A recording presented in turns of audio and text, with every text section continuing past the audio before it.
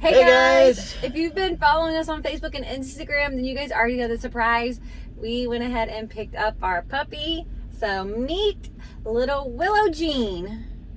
She is a handful. She's a pistol for sure. Yes, she is very strong-willed, but very, very smart. So she already, so when we got her, she was 9 weeks old. So she's 10 weeks old today. And she was never taken outside, and she went to the bathroom on potty pads and didn't walk on a leash or any of those things. So she was just a regular old puppy that most of you guys know and get and love. And so she's already, for the most part, potty trained. She lets us know, even if it's in the middle of the night, she lets us know that she has to go to the bathroom, and she can walk on a leash pretty well. Pretty good. Yeah, she's learning how to self-play. She can already sit and play fetch and all of those things. So you think, what? Like, this puppy is now 10 weeks old, and we've had her for 1 week in the truck, driving teams. How is that possible? She's doing really good. Surprised me. I thought she was just going to be bouncing off the walls, but she's doing really good. Yeah, but you're thinking, how's that possible? How is that possible? Well, I stumbled across this podcast. You guys know I'm big into listening to podcasts and keeping the mind going and reading books and all of those things. So I found a podcast called Baxter and Bella, and it is a puppy training podcast. I'll link it down below. And they have a online course that is a lifetime course, and they will train you. You can call, you can ask questions, video chat. We haven't had to do that yet. We're going to, but we wanted to give her a week first. But they had a lot of things already set up for us. Put you and the puppy for best success. Yeah. So things that we got are lots of toys of all different kinds. So ones have a little string that would represent a tag or a string or something like that. Makes noise, a little squeaky toy. And it's really little, it's her size. She loves it. Well, my mom got this for her. She's spoiled already. Mm-hmm. And this one that's as big as she is, she likes to use this as her pillow. It's hilarious. And then these are a mixture of rubber and something hard. And then this is hard, again, more fabric. So that way, whatever she's chewing on that she's not supposed to be, or however her teeth are feeling, we can kind of give her something different, and she can kind of chew off of it. Then we got a soft cage for her crate, and it does fit underneath the bunk for us. It has a little bed in there, and they did send her with a little blanket that smelled like her mama for a couple days. So what we did is, just a little quick tip, is we took the blanket and then we put our shirts, we kind of rotated back and forth. The shirt that we were done wearing for the day, we draped it over top of there, so that way she would start getting used to our smell, and then her mom's smell would kind of start to fade away.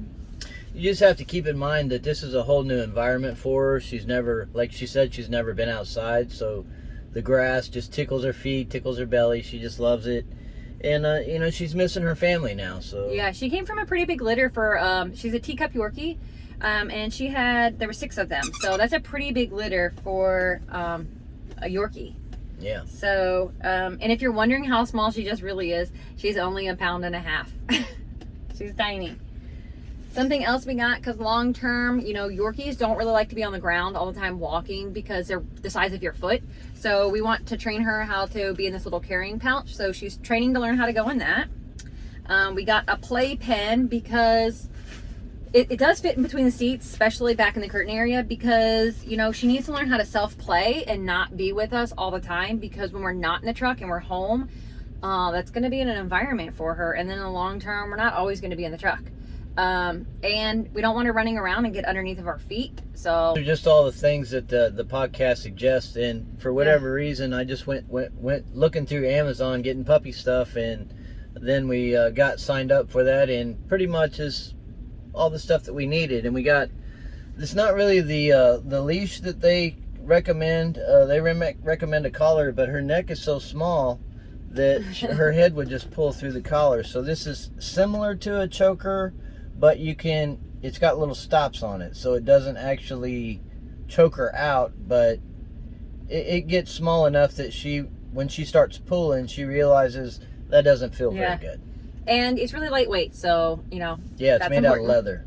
And then we got her some training treats. The training treats, she only gets like 5 of those a day, so we smash them up and give her little pieces. Because what we usually use for her training is her puppy food. So we have a little container of that, and we put it in a little container to make it easy to get to. So we can keep it up front, keep it in the back. But yeah, she's already doing like absolutely amazing. But this puppy course is so great. Like that honestly has been the key to a success of like in less than a week, she's already doing phenomenal. She's ready to play a little bit. So she just woke up from her nap.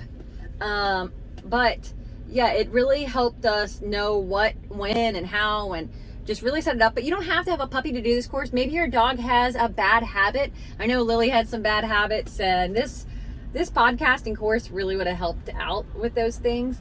So yeah, check it out, guys. We're so excited to have little Willow. Again, she is a handful, aren't you? Full of life and energy.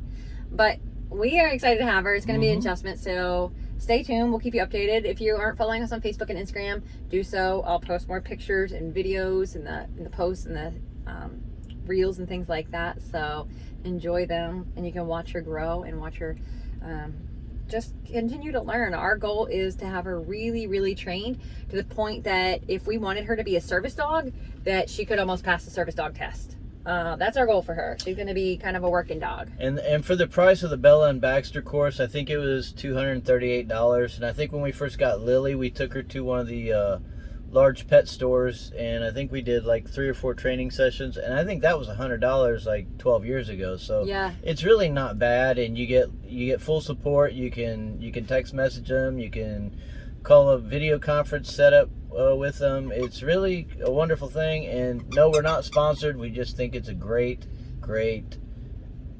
tool to use with your new puppy. You guys know that we rarely ever actually make money off of anything or do anything off of commission.